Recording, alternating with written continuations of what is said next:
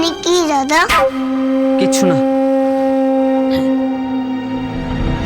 তুই আমাকে একটা কথা বলতো। কি? তোকে এই নকল মা বলেছিল বলে তুই আমাকে ওই বাড়িতে নিয়ে গেছিলি। কি হলো বল, জবাব দে। বকছিস কেন দাদা? বকছি কারণ তুই আমাকে যা যা বলবি সোজাসুজি বলবি। কখনো কোনো মতলব করে আমাকে কোথাও নিয়ে যাবি না, কোথাও না। আমি কোনো মতলব করিনি। আমার মার কথা রাখতে আমার ভালো লাগে। আমি মাকে ভালোবাসি, আমি মতলব করিনি। শোন শোন শোন তুই কেন আমাকে বকাচ্ছিস? ছাড়। শোন। আচ্ছা আমি আর তোকে কখনো বকবো না। ঘাট হয়েছে আবার, লক্ষ্মী বোন আমার।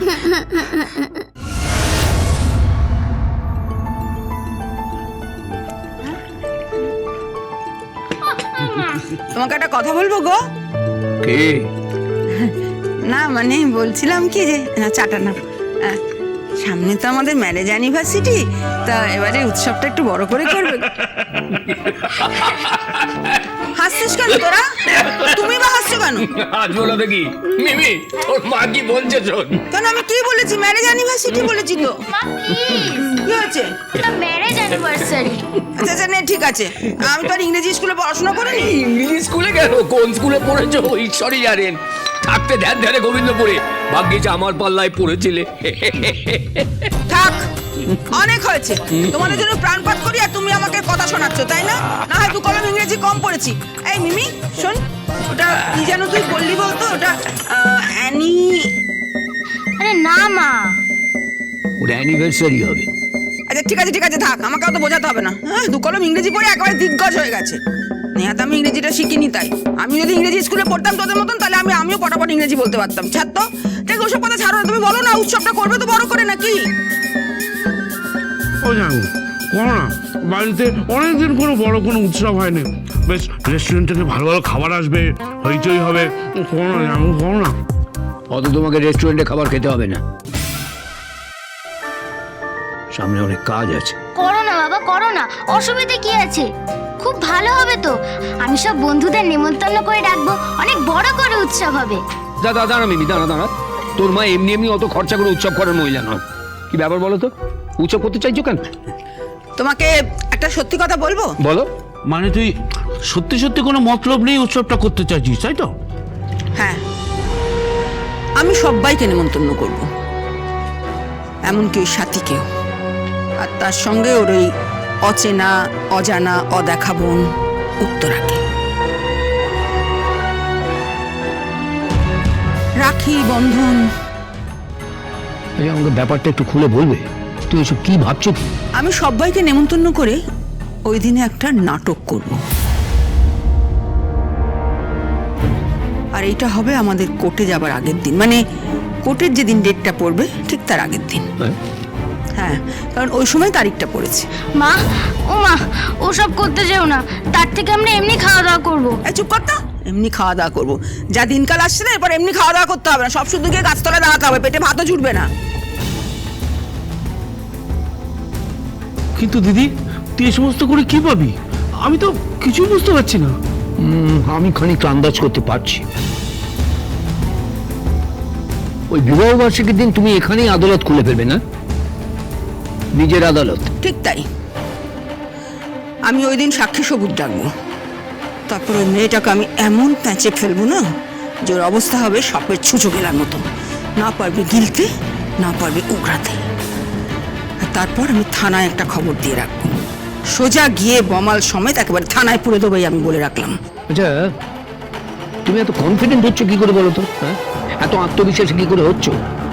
তুমি ভাবছো যে তুমি নিজে এসব করতে পারবে? পারবো।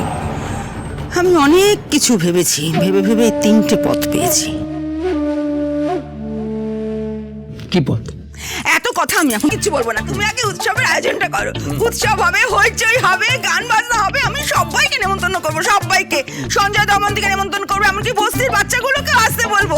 সবাই মিলে আমরা হইচই করবো। হ্যাঁ, আমার একটু খরচা হবে ঠিকই, তবে খরচাটা হবে আমার একটা ইনভেস্টমেন্ট। এই আমার কি অলরেডি হাসছিস কেন? আসবে না। কি বললে তুই? এটা ইনভেস্টমেন্ট? ওরে বাবা, ওটা হবে ইনভেস্টমেন্ট। আরে ওই হলো, ওটা হবে আমার পুঁজি। আর এই পুঁজি আমি ব্যবসায় ঢালবো।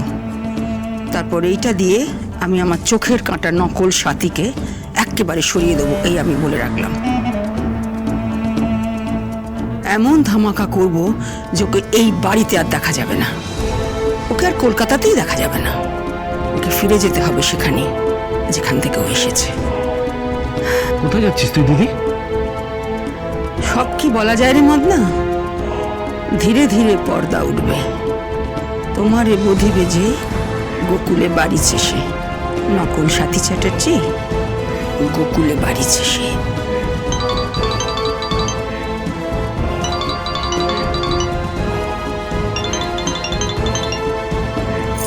হ্যালো, কে বলছেন? হ্যাঁ বলুন।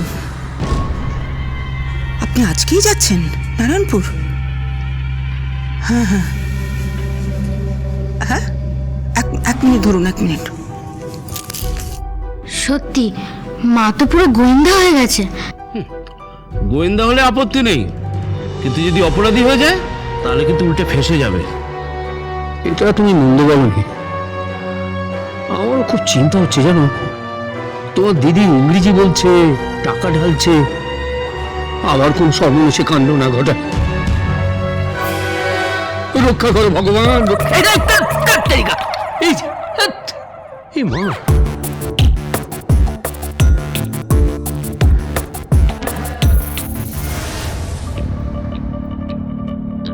এটা কি?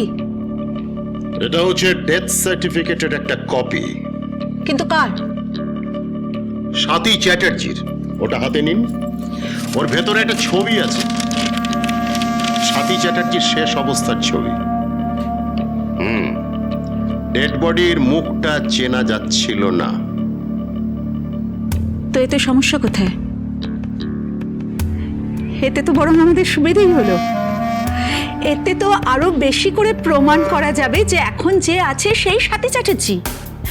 এই দেখুন, আপনি দেখুন, এখানে ডেড বডির মুখটা একেবারে বোঝা যাচ্ছে না, পুরো বিকৃত। তাহলে এই ডেড বডিটা তো যে কোনো কারণ হতে পারে। দ্যাট মিন্স সাথী মরেনি, সাথী বেঁচে আছে, সাথী এত বছর অন্য কোথাও ছিল, এখন ফিরে এসেছে। সিম্পল। Right you are. আপনি ল নিয়ে পড়াশোনা করলেন না কেন বলুন তো? শুনুন দময়ন্তী দেবী, এখন এই গল্পে দুটো জিনিস খুব ইম্পর্টেন্ট। কি? প্রথমত, স্বাতী চ্যাটার্জি এ কবছর কোথায় ছিল?